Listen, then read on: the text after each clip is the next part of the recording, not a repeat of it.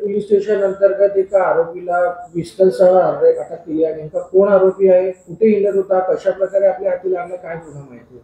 काल रात्री दारूच्या नशेमध्ये बेधारकपणे BMW कार चालवतानाची माहिती आम्हाला प्राप्त झाल्यानंतर घटनास्थळावरून दारूच्या नशेच्या अंमलाखाली असलेल्या इसमला ताब्यात घेतलं. पोलीस स्टेशनमध्ये आणले असता त्याची वाहनाची BMW कारचा सर्च घेतला असता. त्या सर्चमध्ये आम्हाला एक पिस्टल आणि मॅगझिन आणि कारतूस मिळालं. त्या कारमधल्या इसमाचं नाव होतं शुभम महल्ले, राहणार गणेशपेठ. ह्या इसमाच्या ताब्यातून ते कार आणि पिस्टल आम्ही जप्त केलेला आहे. हा आरोपी अभिलेखावर असून यापूर्वीसुद्धा त्याच्यावरती तहसील पोलीस स्टेशनमध्ये आर्म्स ॲक्टचे गुन्हे दाखल आहेत. आणि ह्या आरोपीचा कडून हे पिस्टल कोणाकडून आणलं त्याबाबतचा अधिक तपास कोतवाली पोलीस स्टेशनतर्फे चालू आहे. सर, हा कुठून निघाला होता, कुठे जात होता, याची काही प्राथमिक माहिती समजली? हा मुंबईवरून त्याने कार BMW परचेस केली होती आणि ती कार परचेस केल्यानंतर तो काल सायंकाळी 4:30च्या दरम्यान मुंबई ते नागपूर असा आला होता.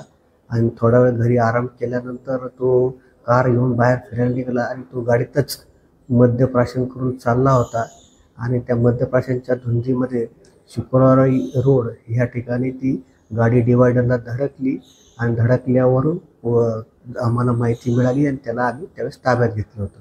तर त्यावेळी हा ताब्यात जो घेतला तेव्हा हा एकटाच आरोपी होता, याच्याकडून संधी सोबती होती का, आणि काही जे पिस्टल निघाले, काही म्हणजे मोठ्या घटनेला काही असा काही करण्यापत्र निघाला का? हा जो आरोपी आहे हा ज्यावेळेस नशेमध्ये होता त्यावेळेस हा एकटाच होता घटनास्थळी.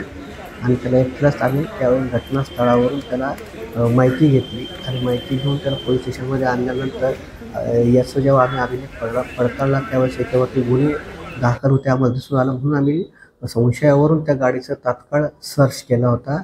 आणि यापूर्वी तहसील पोलीस स्टेशनमध्ये अशी माहिती आहे की 2 वेपनपैकी एक वेपन त्याच्या ताब्यातून मिळालं होतं. एक वेपन मिळणं बाकी होतं.